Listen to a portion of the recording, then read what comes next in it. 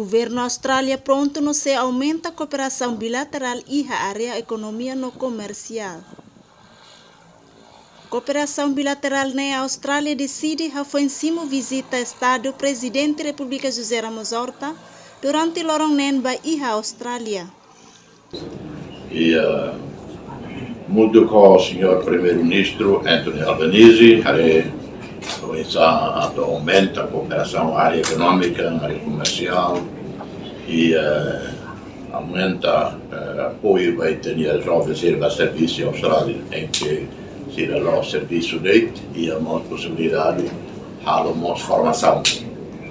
Para ele, tanto a dia ser conhecimentos, para ele mandar liutão, Além de colher assunto economia no comercial, Presidente da República José Ramos Horta sai simba cooperação defesa, nebe governo Austrália apoio ro naval ba governo Timor-Leste onde controla a área marítima nian.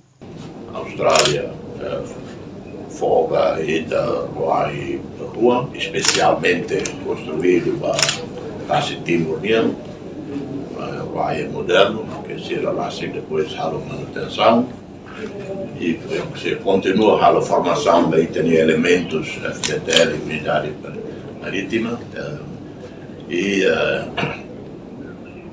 de acordo que o governo negocia que o Tiano Austrália e o ministro fez lá com o meu colega australiano assina, formaliza, depois se deriva parlamento mais presidente para o mundo, estava em acordo internacional. E a visita estadunidense se fez estado moça sorumalo a comunidade e nossa sociedade. A Austrália será de qualiamos com a Timor-Leste e meio preocupação no futuro. Visita Estado Presidente da República da Austrália, no dar visita Estado da Daruak, a foi em cima posse e a 20 de maio liuba visita da Hulu, chefe Estado haloba Indonésia no Hasorumalo, o Presidente da República Indonésia, Joko Widodo. E a fim setembro, Presidente da República Mosse halotan visita Estado ba Estados Unidos Americano, onde participa mos a Assembleia Geral Nações Unidas nian. Naomi Sarmento, VIP TV. Tanto nema que a visita para a Austrália,